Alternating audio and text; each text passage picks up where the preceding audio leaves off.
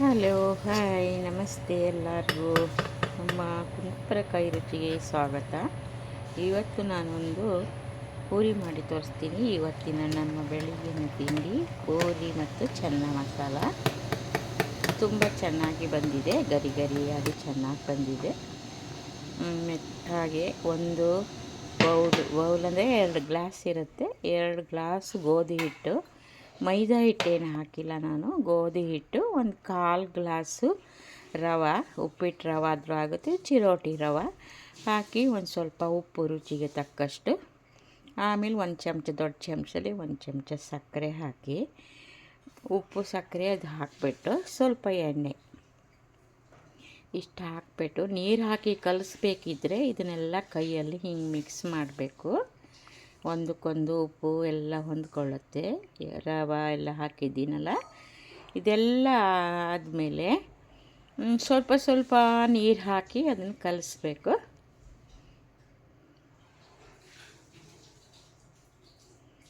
ಹಾಗೆ ಇದು ಆಗಿದೆ ನೋಡಿ, ಎಲ್ಲ ಮಿಕ್ಸ್ ಆಗಿದೆ.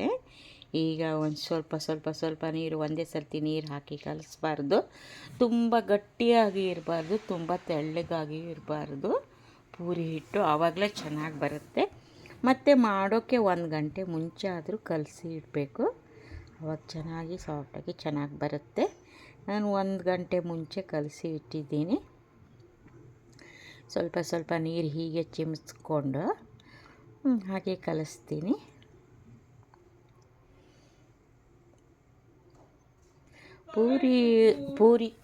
ಪೂರಿ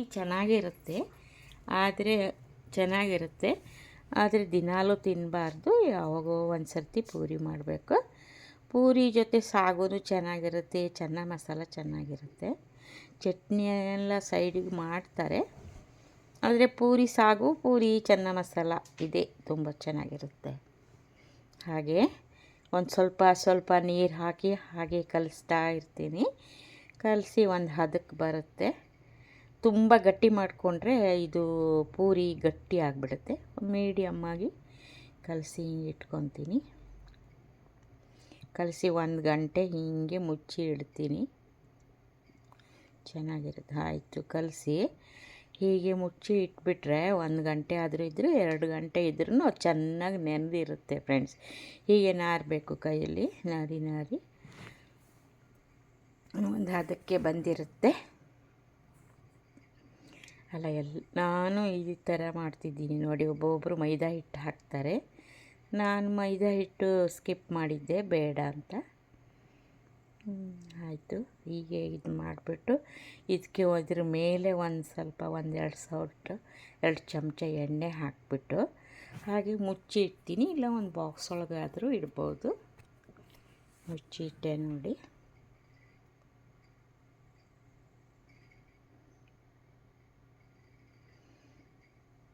ನನ್ನ ಅಡಿಗೆ ತಿಂಡಿ ಎಲ್ಲ ನಿಮಗೆ ಇಷ್ಟವಾದರೆ ಕೊನೆಯ ತನಕ ನೋಡಿ ಒಂದು ಕಮೆಂಟ್ಸ್ ಹಾಕಿ.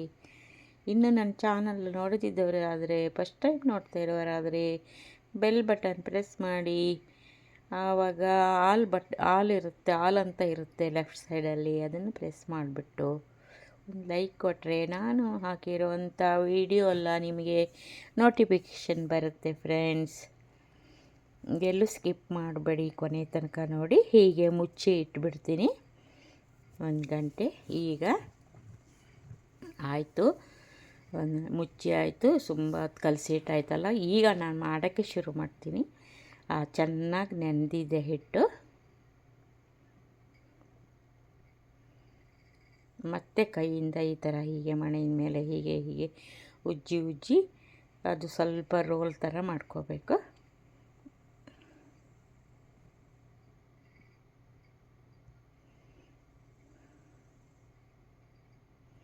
ಈಗ ಒಬ್ಬೊಬ್ಬರು ಯಾವಾಗಲೂ ತಿಂತಾರೆ ಪೂರಿ, ಆದರೆ ಅದಷ್ಟು ತುಂಬ ಒಳ್ಳೆಯದಲ್ಲ ಅಂತ ಯಾವಾಗೋ ಒಂದು ಸರ್ತಿ ಮಾಡಿದರೆ ತುಂಬ ಚೆನ್ನಾಗಿರುತ್ತೆ. ಈ ಥರ ಚಾಕುನಲ್ಲಿ ಪೀಸ್ ಮಾಡ್ಕೊತೀನಿ.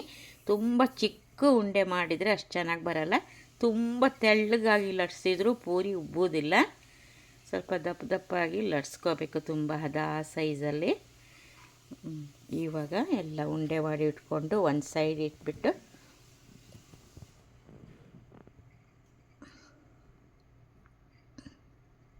ತುಂಬ ಎಣ್ಣೆನೂ ಏನು ಜಾಸ್ತಿ ಬೇಡ, ಅದು ಬೇಗ ಸ್ವಲ್ಪ ಎಣ್ಣೆ ಸಾಕು. ಒಬ್ಬೊಬ್ಬರು ಏನೋ ಎಣ್ಣೆ ಬಿಸಿ ಮಾಡಿ ಹಾಕ್ತಾರೆ, ನಾನು ಹಾಗೆ ಹಸಿ ಎಣ್ಣೆನೇ ಹಾಕಿದೆ. ಈಗ ಚಿಕ್ಕ ಚಿಕ್ಕದು ಹೀಗೆ ಬಿಲ್ಲೆ ಥರ ಮಾಡಿಕೊಂಡು ಎಲ್ಲ ಸೈಡಿಗೆ ಇಟ್ಕೊತೀನಿ.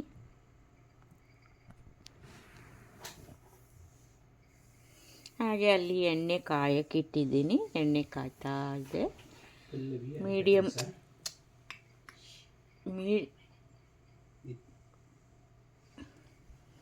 ಎಲ್ಲ ಮಾಡಿ ಒಂದು ಕಡೆ ಇಟ್ಕೊಂಡು ಮಾಡ್ತಾನೂ ಕರಿಬೋದು ಪೂರಿ. ಆದರೆ ನಾನಿಲ್ಲ, ಈ ಸೈಡಲ್ಲಿ ಮಾಡಿ ಇಟ್ಕೊಂಡಿದ್ದೆ.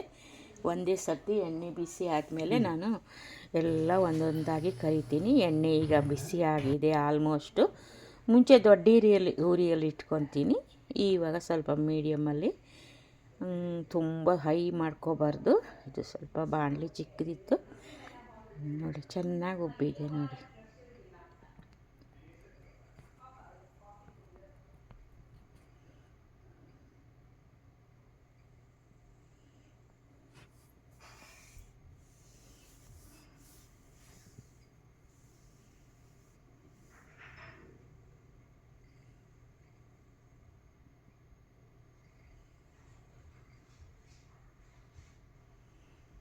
ಚಪಾತಿಗೆ, ಪೂರಿಗೆ, ಇದಕ್ಕೆಲ್ಲ ಸಾಗು ಅಥವಾ ಚೆನ್ನ ಮಸಾಲ ಸೂಟ್ ಆಗುತ್ತೆ.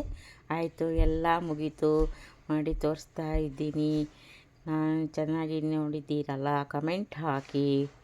ಓಕೆ, ಸಿಗ್ತೀನಿ ಮತ್ತೆ. ಪೂರಿ ಮತ್ತು ಚೆನ್ನ ಮಸಾಲದ ಜೊತೆ ಚೆನ್ನಾಗಿ ಹೊಂದ್ಕೊಳ್ಳುತ್ತೆ. ಬಾಯ್, ಮತ್ತೆ ಸಿಗೋಣ.